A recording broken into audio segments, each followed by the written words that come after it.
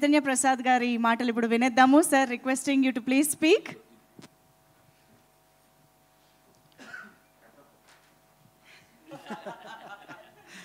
అందరికీ నమస్కారం.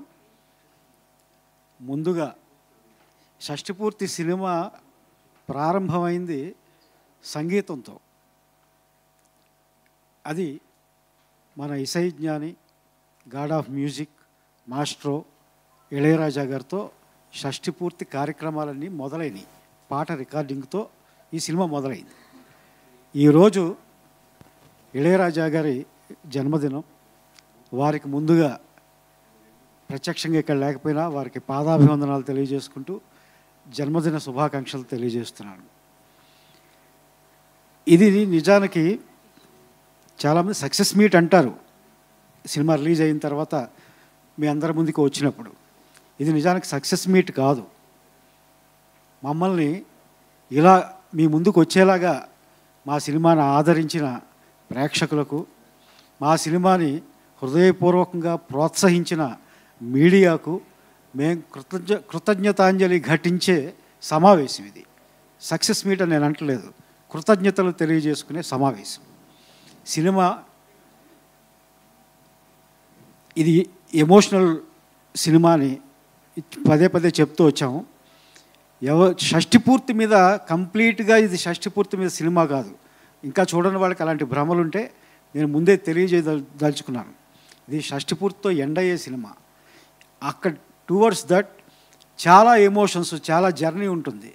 జర్నీ ఉండే ఒక అద్భుతమైన అమ్మా నాన్నలకి మనమే పెళ్లి చేసే ఘట్టంతో ఈ సినిమా ముగుస్తుంది. అలాంటి డ్రామాగా మీరు ఎక్స్పెక్ట్ చేసి చూడని వాళ్ళు చూడండి. చూసిన వాళ్ళందరూ చాలా గొప్పగా చెప్తున్నారు, ఎమోషనల్గా కనెక్ట్ అయ్యామని చెప్తున్నారు. వారందరికీ ధన్యవాదాలు. అలాగే ఈ సినిమా ఇంత బాగా రావడానికి పవన్ ప్రభ అద్భుతమైన కథ రాసుకున్నాడు. చాలా ఊహలు చేశాడు, పెద్ద పెద్ద ఊహలు. తోటతరణి గారు, కీరవాణి గారు, ఇళయరాజా గారు, ఇలాగా అర్చన గారు. దానికి సపోర్ట్ చేసిన ప్రొడ్యూసర్ మా రూపేష్ చౌదరి. ఎంత అంటే ఏ దశలోని అతను రాజీ పడ్డం నేను చూడలేదు, దేనికి భయపడగా నేను చూడలేదు.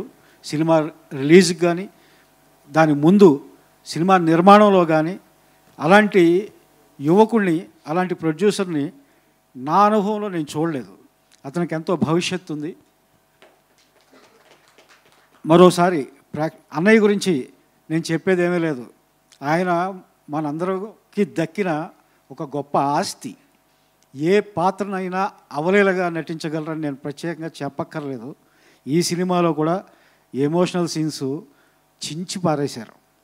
సెకండ్ హాఫ్ అంతా ఇంకా ఆయన విశ్వరూపమే అయింది, అర్చన గారిది. ఎంతంటే ఫస్ట్ హాఫ్లో నిడివి తక్కువ ఉందని కొంతమంది నా దగ్గర అసంతృప్తి వ్యక్తం చేశారు. సెకండ్ హాఫ్లో అలా దున్నేస్తే ఫస్ట్ హాఫ్లో లోటుగా అనిపిస్తుంది కదా, అదే జరుగుతుంది. అందరికీ థ్యాంక్స్. ఈ సినిమాని మరింత ఆదరించాలని కోరుకుంటూ మీకు మరోసారి కృతజ్ఞతాంజలి ఘటిస్తున్నాను. Thank you.